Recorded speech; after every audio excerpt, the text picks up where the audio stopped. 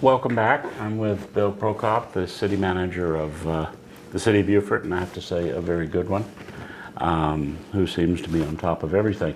We're talking about the budget still. Right. And one of the biggest crunches that on the city and on all cities, as Bill was saying, is the burden of inaction within the state government to maintain their assets, which threaten the public safety and health of our people.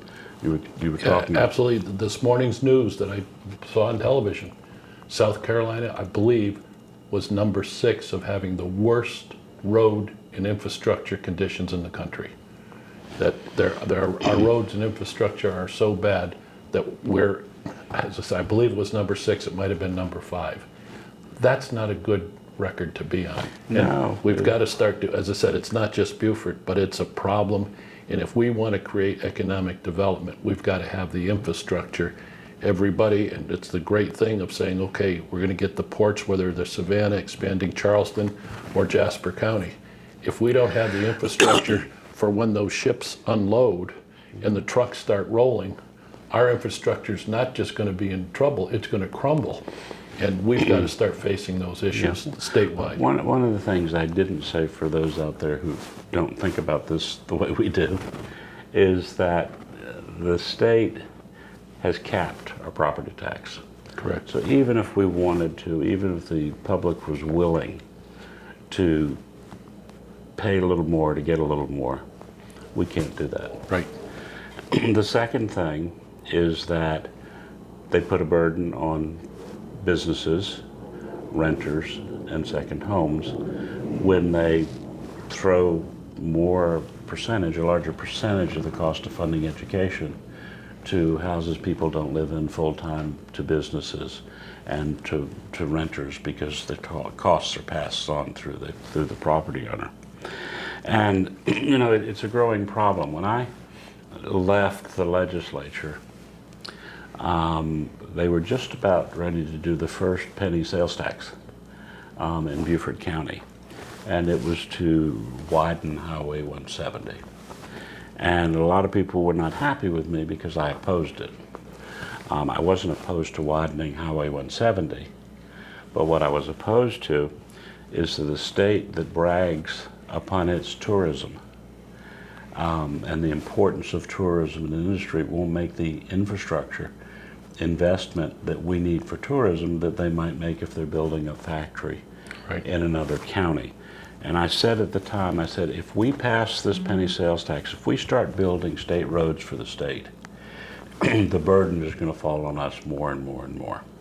As it turns out, it was defeated. Second time it came up, and the arguments about public safety and the number of accidents were just so compelling, I couldn't stand on principle. Well, here we are again. We're going to be looking at a penny capital sales tax for a limited period of time to pay for specific things.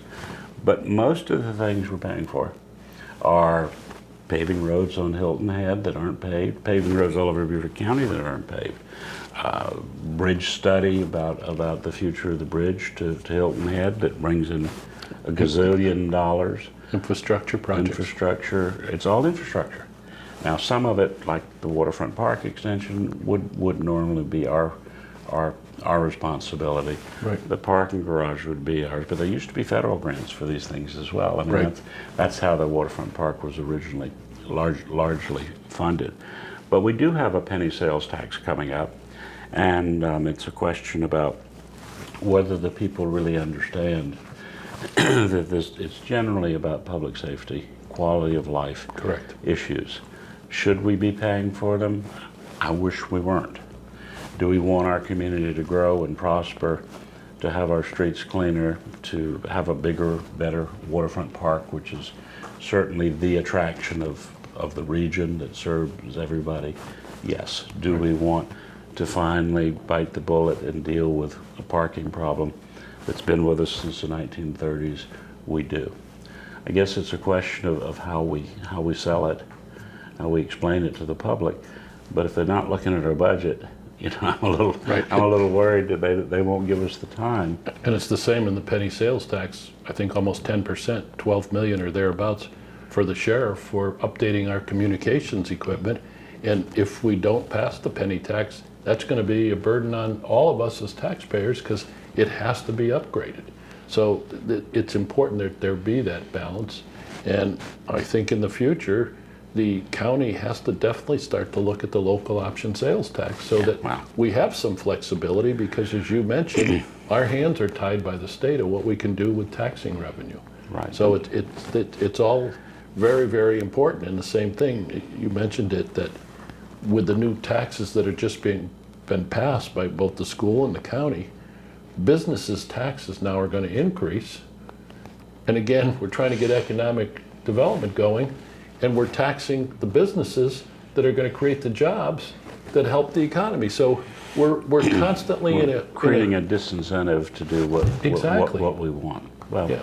very happy that the City Council and the Redevelopment Commission has taken the lead, because I said this morning to a group of middle schoolers that we've probably done more towards addressing the promise of a brighter future for the young people who grow up here with the digital corridor connection with Charleston, who will mentor us and lead us through that project. Right. If you're really worried about property taxes, get more businesses. Broaden that base so that other people are paying taxes, but also better jobs means the housing market recovers faster, and we don't end up with this split market of only those who come here can afford certain homes, and Right. those who live here can only go to a certain level. But the budget, I've just read headline after headline, and it's always taxes up, taxes not going up, raise it a mill, 3 mills. People are upset about funding the school because they're angry at the superintendent. When you think about the budget, think about how you run your home.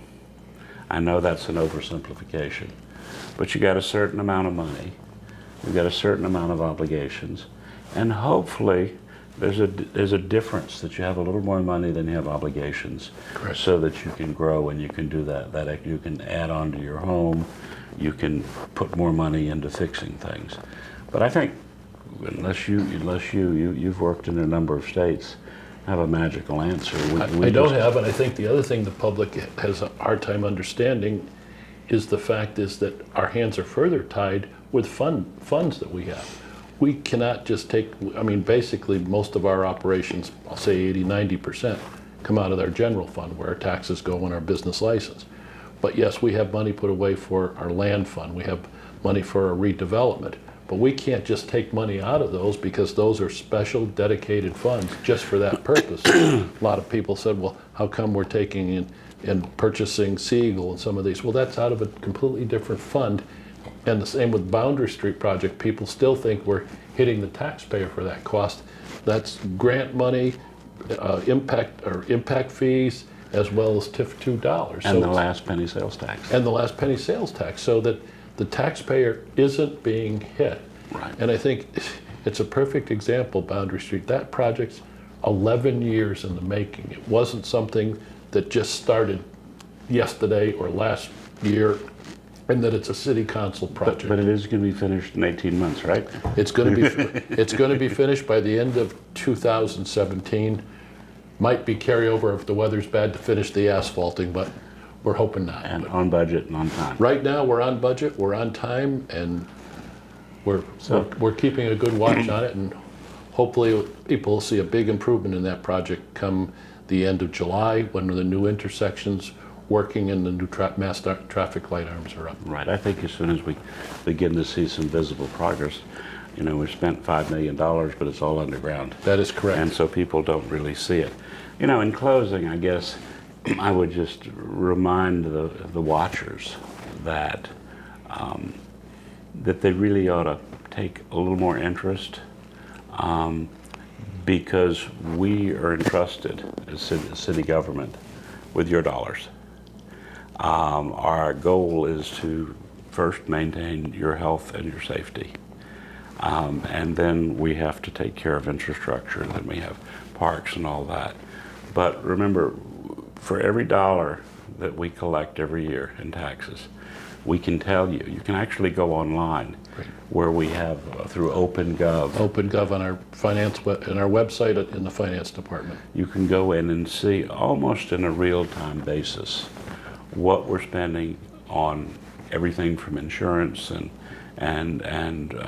benefits for employees to the capital projects that we buy out of the capital projects fund. So, you know, let's have a conversation about the budget next year. Meanwhile, again, I hope you're trusting us by not complaining. We're moving forward. We thank goodness for a staff that was able to sharpen the pencil, and department heads who are willing to defer things. I will say that, and I know I'm running out of time, is that one of the needs we are meeting this within the next year is we are adding the 4 additional police officers. With the growth of commercial on Ladies Island, it's time to have a stronger presence on Ladies Island. And we also know that our neighborhoods need more attention from the officers who are out there in their cars and on the streets. So thank you for joining us. Thank you, Bill. Well, thank you for having me. I hope we taught some. Well, as you say, people go on our web. OpenGov gives them all the financial information. But I think the most important thing, we also have an open door. If people have questions, want to come in, we're here to answer their questions. That's what we're paid for, and we're part of the community. We want to be. Thanks for what you do, and thanks for being here with me. Thanks for having me.